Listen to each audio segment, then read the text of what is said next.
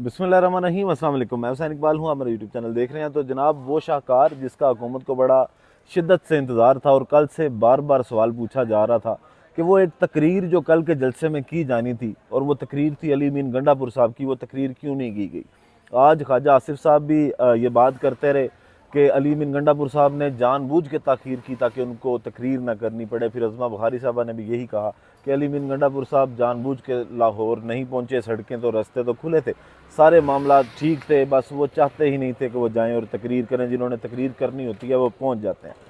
पहुँचे तो खैर वो थे और अटक का पुल उन्होंने क्रॉस किया था, जिसका दावा किया गया था राना सनाउल्लाह साहब की जानिब से, ख्वाजा आसिफ साहब की जानिब से कि ये पुल क्रॉस नहीं कर सकते, हम इनका इंतज़ार करेंगे। उन्होंने वो पुल भी क्रॉस करके दिखाया। फिर दूसरी चीज़ ये कि एक और दावा था,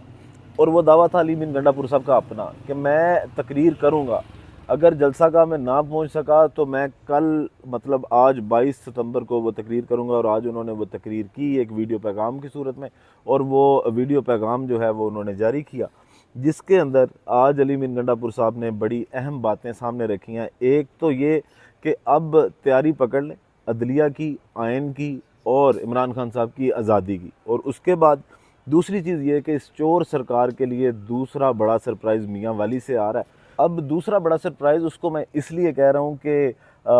इलेक्शन 2024 में जब 8 फरवरी को मियाँ वाली की अवाम ने इस हुकूमत को सरप्राइज़ दिया और पाकिस्तान में जितने भी MNAs जो हैं वो खड़े थे अपने अपने हलकों में, तो सबसे ज़्यादा वोट जो है पाकिस्तान तहरीक इंसाफ के ही जो रहनुमा हैं उन्होंने हासिल किए। और तकरीबन NA 89 से मोहम्मद जमाल एहसन खान साहब ने, उनका हल्का है मियाँ वाली का, उन्होंने 2,17,427 वोट हासिल किए। और सबसे ज़्यादा वोट 2024 के अंदर किसी MNA ने हासिल किए तो NA 89 से जो जमाल एहसन खान साहब हैं उन्होंने हासिल किए। और ये इमरान खान साहब का आबाई हल्का है। इमरान खान साहब को आज तक मियाँ वाली, क्योंकि उनका इलाका भी है, वहाँ से हमेशा प्यार ही मिला है और कभी भी इमरान खान साहब ये सीट वहाँ से नहीं आ रहे। और पाकिस्तान तहरीक इंसाफ की वो पक्की सीट है। और अब जो 29 सितंबर इतवार के दिन की डेट दी गई है अली मीन गंडापुर साहब की जानिब से, तो तब जलसा करने जा रही है पाकिस्तान तहरीक इंसाफ मियाँ वाली के अंदर। अब जब इस्लामाबाद का जलसा हुआ था और 8 सितंबर के उस जलसे को बारिश का पहला कतरा कहा गया कि अब पाकिस्तान तहरीक इंसाफ का वो खौफ, वो सारे एक झिझक जो होती है वो ख़त्म होगी, जो 9 मई के वाक़े के बाद बड़ी शिद्दत से पाकिस्तान तहरीक इंसाफ को कमी महसूस हो रही थी कि जलसे पाकिस्तान तहरीक इंसाफ नहीं कर पा रही थी। तो 8 सितंबर के जलसे के बाद एक सिलसिला शुरू होगा जो शायद ख़त्म ना होने वाला सिलसिला, और पाकिस्तान तहरीक इंसाफ दोबारा से जलसों की तरफ जाए।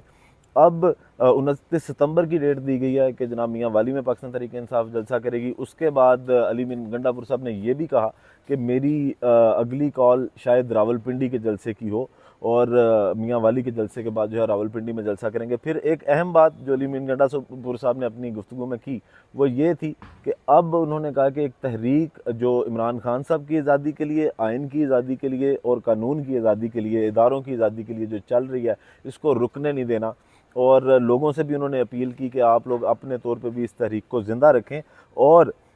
इस जुम्मे को मतलब 27 सितंबर को सारे शहरों में पाकिस्तान तहरीक इंसाफ निकलेगी। मुल्कगीर एहतजाज की कॉल दी गई है अली मीन गंडापुर साहब की जानिब से। और पाकिस्तान तहरीक इंसाफ को तो अक्सर कॉल देने की ज़रूरत नहीं पड़ती, लोग इनके लिए खुद निकलते हैं, क्योंकि लोग अब समझते हैं कि उनके हक़ पे डाका डाला गया 8 फरवरी को। और अब अली मीन गंडापुर साहब ने जिस तरह कहा कि अब शहरों में भी तमाम और देहातों में भी जो पाकिस्तान तहरीक इंसाफ है उसके लोग जुम्मे को निकलेंगे और वो जो आज़ादी की तहरीक है वो उसको तेज़ रखा जाएगा। उसके बाद जनाब जो अहम बातें आज उन्होंने की उसमें मरीम नवाज़ साहब को साहबा को आड़े हाथों लिया। और उन्होंने आज फिर ये कहा कि अभी तक करप्शन में नवाज शरीफ साहब का नाम सबसे आगे था, और बूट पॉलिश करने में किसी भी तरह के बूट हों शहबाज शरीफ साहब का नाम सबसे आगे था। तो उनकी जो शहबाज शरीफ साहब की भतीजी और नवाज शरीफ साहब की जो बेटी हैं मरीम नवाज साहबा, वो अपने बाप और चचा दोनों को पीछे छोड़ गई हैं। करप्शन में वो अपने बाप को पीछे छोड़ गई हैं, और जो बूट पॉलिश वाले मामलात हैं उसके अंदर वो अपने चचा को भी पीछे, मतलब शहबाज शरीफ साहब को भी पीछे छोड़ गई हैं। अब ये वही मरीम नवाज साहब हैं जो कहती थी कि हमें वो तरीका आता है जिससे इक़्तिदार तक पहुंचा जाता है, लेकिन हम वो इस्तेमाल नहीं करना चाहते। और 8 फरवरी में फिर जब उस तरीके को इस्तेमाल किया गया तो वो सब ने देखा कि कितना खुल्लम खुल्ला अवाम के हक़ पे डाका डाला गया, अवाम के मैंडेट पे डाका डाला गया। उसके बाद जनाब बिलावल भुट्टो और आसिफ अली ज़रदारी साहब के बारे में भी आज थोड़ी सख्त ज़ुबान इस्तेमाल की अली मीन गंडापुर साहब ने, और उन्होंने बिलावल भुट्टो साहब के बारे में ये कहा कि उनके अंदर तो गैरत नाम की कोई चीज़ नहीं है, कि आज वो उसी पार्टी के साथ बैठे हैं जिन्होंने उनकी वालदा शहीद मोहतरमा बेनज़ीर भुट्टो साहबा की जो हैं वो तस्वीरें और जो उनकी किरदार कुशी की थी, आज उनके साथ बैठे हैं। और आसिफ अली ज़रदारी साहब को भी उन्होंने ये कहा कि गैरत नाम की कोई चीज़ नहीं है और जमहूरियत का ये सब मिल के बुरा हाल कर रहे हैं। उसके बाद जनाब अगली बात जो बड़ी अहम थी अली मीन गंडापुर साहब की, तो वो माफ़ी के हवाले से थी, क्योंकि जो 21 सितंबर का जलसा था उससे पहले जो शराइत आई थी 43, उसमें भी जो शर्त थी जो डीसी साहब की जानिब से रखी गई थी कि अली मीन गंडापुर साहब अगर माफ़ी नहीं मांगते तो उनको जलसा करने की इजाज़त शायद ना दी जाए, फिर जलसा मनसूख कर दिया जाए, एनओसी मनसूख कर दिया जाए। तो आज माफ़ी पे साफ ऐलान कर दिया है अली मीन गंडापुर साहब ने कि माफ़ी निश्ता,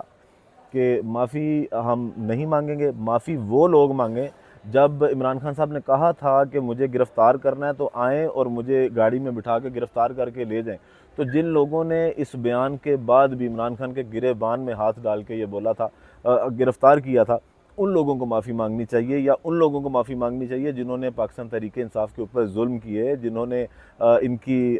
जो औरतें हैं उनकी इज़्ज़तों पे हाथ डाला, जिनकी गिरफ़्तारियाँ की गईं। और वो लोग जो हैं वो पहले माफ़ी मांगे। फिर आईजी पंजाब को मुखातिब करते हुए उन्होंने कहा कि ज़िले शाह जिनको शहीद किया गया लाहौर में, उनके जो ज़िम्मेदार हैं वो माफ़ियाँ मांगे, पाकिस्तान तहरीक-ए-इंसाफ़ किस बात की माफ़ी मांगे। इनके साथ ये तो वो पार्टी है जो जुल्म बर्दाश्त कर रही है, पिछले 1.5 से 2 साल से जो पाकिस्तान तहरीक-ए-इंसाफ़ देख रही है, उसके बाद माफ़ी वाकई तहरीक-ए-इंसाफ़ की शायद नहीं बनती, माफ़ी दूसरी जानिब से बनती है। तो उन्होंने यही कहा कि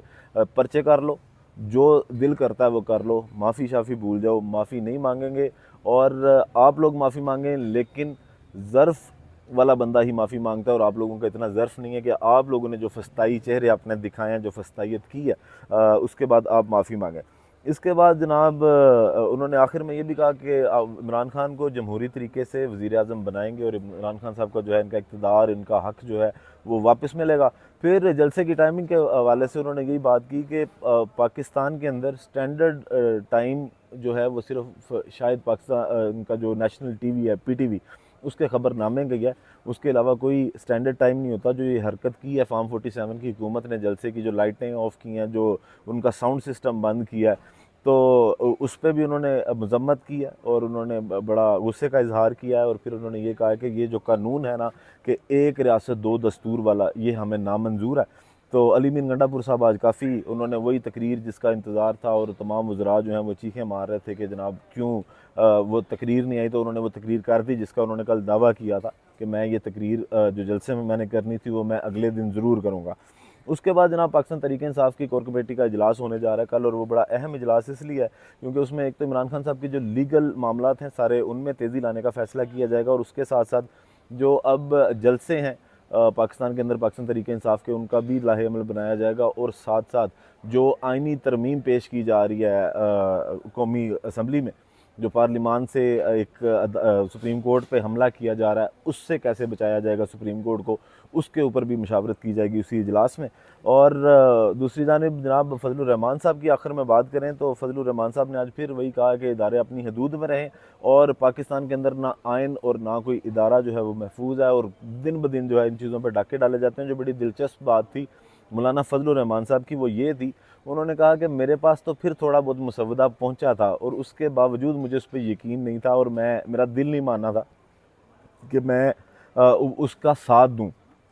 अवाम ऐसे है जिनके पास वो मुसवदा पहुंचा भी नहीं है, लेकिन उसके बावजूद उनको इन लोगों की नीयत का पता था, इन पे एतमाद की कमी है अवाम की, तो अवाम ने भी इसीलिए हमें ये कहा कि आप इनका साथ मत दीजिएगा। लोग जो है वो इस हुकूमत पे बिल्कुल भी एतमाद नहीं कर रहे। तो फजलुर रहमान साहब की जानिब से आज फिर से वही इशारा दे दिया गया कि हम इस तरह की किसी आइनी तरमीम के अंदर जिससे किसी एक शख्स को फ़ायदा दिया जा रहा हो, और अब वक्त जिस तरह है, फजलुर रहमान साहब ने बिल्कुल ऐसे ही कहा कि इस वक्त अगर देखें तो बज़ाहिर ये नज़र आता है कि ये तरमीम करने का टाइम नहीं है और इसके पीछे कोई ना कोई बदनीति है या किसी को सियासी तौर पे फ़ायदा देने के लिए ये तरमीम की जा रही हैं। तो आज फिर से उन्होंने सुर्ख झंडा जो है वो इस हुकूमत को दिखा दिया कि हमारी सीटें आपको तब तक नहीं मिलेंगी जब तक आप हमें इस पे पूरी तरह मुतमईन नहीं करेंगे कि इससे किसी का सियासी फ़ायदा नहीं होगा या इसका टाइम बिल्कुल ठीक है। बाकी वीडियो का इख्तिताम करते हैं इसी दुआ के साथ कि अल्लाह ताला पाकिस्तान पर अपनी रहमत नाज़िल करे। पाकिस्तान जिंदाबाद।